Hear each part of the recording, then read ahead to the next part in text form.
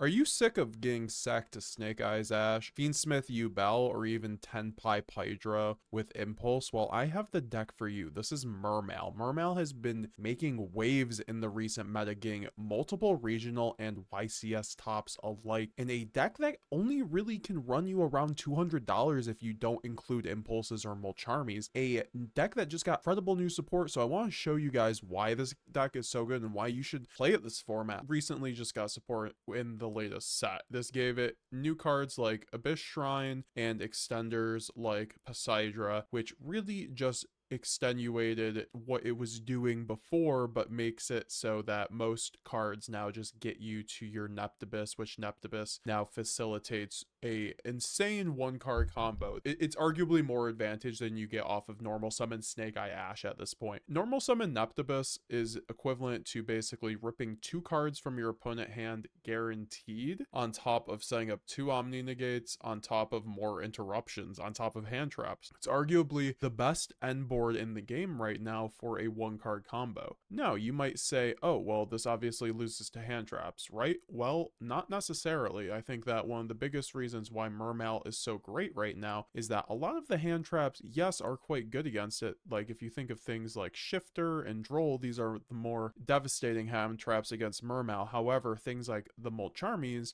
end up being actually a thing where the deck can still play through them and put up a very competent board. Whether you take the Molcharmy challenge and still set up a board where your opponent really still can't play through it, just depending if unless they have tons of board breakers, or you end up setting up a meager board with things like Moulin Glacia, just still hand rip and not going to the extra deck. Let's just say if you're Fuwalos or if you're purrely, you're going to end up obviously leaning on your extra deck summons, and you can usually just end up giving them the 2 draws, and then, you know, you're telling your opponent, okay, you got your 2 draws, but can you still play under Double Toad, a Lavirtue Dragon, which ends up searching out a Virtue Stream, which this is a broken card actually. This actually gives MERMAIL an incredible matchup into Tenpai Dragon, at the same time as this card being a normal trap, so it's searchable off a Thrust, it's also searchable off a Lavirtue, is a tribute 1 basically fish, sea serpent, or aqua monster, and then target 2 cards your opponent controls and destroy them, so it's a Icarus attack.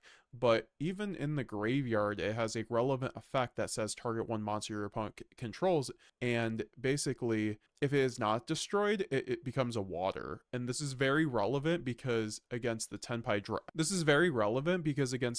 dragons, this can turn them into waters, which they need a, if you read Chandra, you can basically only special summon this monster if you control a fire dragon monster. And so if your only monster on board is a water dragon, you can't special summon like the Chandra from hand, which is a very common playline with Tenpai. So I think this single-handedly actually completely trivializes your Tenpai matchup, on top of having things like Stealth Kragan, which is insane in this matchup because it also allows you to turns all face-up monsters on the field to water, on top of being a quick play pop a card on your opponent's side of the field. And you don't even have to detach for this, so it's basically just a great on-field presence, and this is just a great rank 4 in general. Obviously against most non-shifter decks, I think you're still going to be making totally awesome most of the time in Lavirtue Dragon. However, you do have the Stealth Kragan on top of the Lavirtue Dragon for these matchups for Shifter, and like I was saying before, you are really able to play through these hand traps very well. I think, like I mentioned, Shifter is the biggest one that this deck isn't great with, but if you're talking about Ash, if you're talking about Imperm, we're talking about Dominus Impulse, which is one of the best hand traps, if not the best hand trap in the whole game right now. These hold nothing to MERMAIL, because if we're talking about card quality, we look at Neptibus, which requires 2 hand traps to stop, because Neptibus sends for cost, and all the MERMAIL cards basically trigger on being sent for cost to activate a water monster's effect. So if you go Imperm on Neptibus, you still get to send a monster for cost, and then trigger that one's effect. You usually go Neptibus, send either MERMAIL Shadow Squad to get a special summon from your deck, or you could send a Dragoons and play it more safe and get a Cert. Things like Droll, which the really seasoned MERMAIL players love to style on, because I think this really sets apart the good and bad MERMAIL players, really how you are able to play through hand traps, because the deck is a very technical deck at the end of the day, so you're able to really express yourself and play around hand traps if you know the combo lines better than anyone else, kind of thing. So Droll and Lockbird is one of those situations where a average MERMAIL player will just go normal summon Neptibus and completely play into Droll. However, you can also go normal summon Neptibus and while expecting the Droll, search out the shrine, and then you're going to be able to completely, essentially go into a different combo line that lets you play through Droll and Lockbird, because Abyss Shrine is your one-stop shop to playing through the two most devastating hand traps this deck can see, and that those, like I mentioned, are Droll and Shifter. Abyss Shrine basically says you contribute this card from your hand and one Atlantean or Mermail monster from your hand or field. So this is very different from a lot of the other Mermail and Atlantean monsters. They don't need to go to the graveyard for cost, which is very important. This card can just tribute basically and send it to the banish zone, and then it lets you special summon one level 7 fish or sea serpent or aqua monster from your deck and either add it to your hand or special summon it. So this lets you special summon out either Abyss, which is useless because it doesn't get anything on summon. It gets you Megalo, which is useless because it doesn't get you anything on summon, or you can summon out the Coelacanth. Also, there's going to be a new level 7 Mermail, which it will be able to summon out, which might not be too bad, but we'll talk about that. But most of the time, you're going to want to summon out Coelacanth. Coelacanth is one of the biggest reasons to play Mermail at the moment. I think the person who topped the last two YCSs with Mermails essentially said that Coelacanth is the reason to play this deck. It is insane. Essentially, Abyss Shrine can tech this card out from 2007 for free, and it says basically discard one card and for cost. So it triggers of course, your Mermail effects, and then you can special summon as many level 4 or lower fish monsters from your deck as possible. This lets you special summon out your Abyss Pikes, which is a level 4 fish monster, and you typically can run 3 of these in a build with the Coelacanth. So you get 3 level 4 bodies on top of you can run other options such as Armored Shark, which counts as a level 4 that can also be summoned off of Coelacanth. So it's really broken in that respect that, you can just basically play around any of these hand traps as long as you have Abyss Shrine access. So this really does show the skill expression that the deck has, where if you just immediately play into Droll, you're going to be cooked on this deck. But if you know how to play around the hand trap, there's going to be very little that can stop you a Mermail player going first in that situation. It has a card called Deep Sea Minstrel, which I've seen some builds not even run, which is very surprising to me because this card's just an utter blowout going first. If this card resolves, your opponent is I've never seen an opponent scoop to a card more than a Deep Sea Minstrel. If you resolve a Deep Sea Minstrel, your opponent is already so behind, because Deep Sea Minstrel allows you to discard this card and a water monster, and then you can look at your opponent's hand and then banish one card until the end of the turn. Now you're saying that's a double negative because it goes back to his hand at the end of the turn. The thing is that hand knowledge is so important in Yu-Gi-Oh! That knowing your opponent's hand lets you just basically just completely sculpt your whole turn to play around that hand and beat that hand, which is a huge advantage that I feel like a lot of people don't, really take or they really just take for granted. I think also another really important thing is that it's a starter, it's a extender. As long as you have something like a Dragoons or a Shadow Squad, if you go Minstrel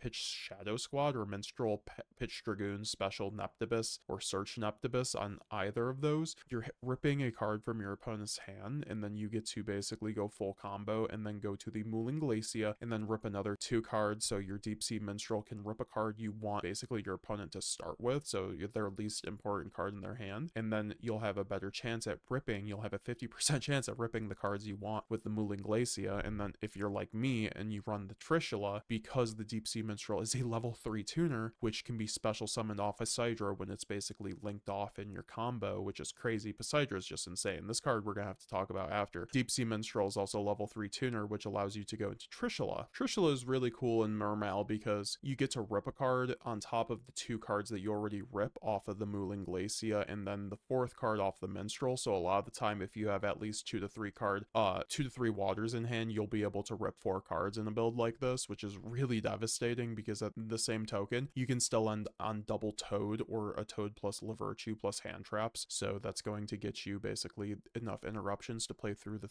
3 cards that they're going to end on. And you already know their hands, so you can just design your board to play accordingly, where the top deck doesn't even matter, which makes this deck easily the best going first card in the which makes this deck one of the easily best going first decks in the whole game right now. I think the issue is when you compare it to Yubel, when you compare it to Snake Eye, I think that Yubel and Snake Eye have actually a little bit better of a chance into Shifter and Droll. I don't want to say that Mermail doesn't, can't be stopped by those cards, because I think the issue is that Abyss Shrine is the one-way stop to playing through Droll and Shifter. If you don't see Abyss Shrine, you do not do that. So you have to really prioritize this card. This card's easily the most important card in the whole deck, I think, besides, you know, just obviously Neptibus. But I think this card allows you to basically just play the game like you want to and get the game that you want to. It also lets you break a board, honestly, because like Coelacanth just getting that many bodies on board is insane. On top of its, you know, basically seeker effect, basically allowing you to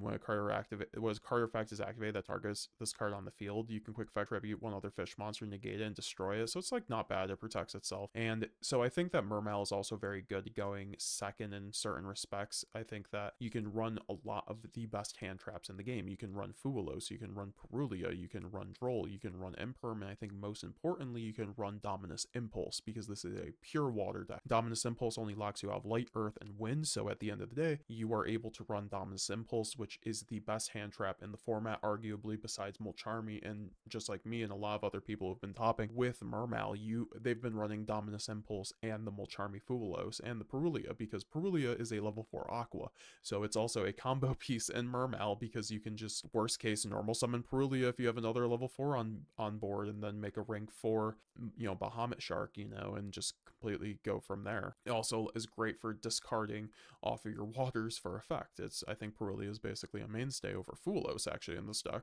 This is also a deck that doesn't draw, so you get to run random things like Pot Prosperity.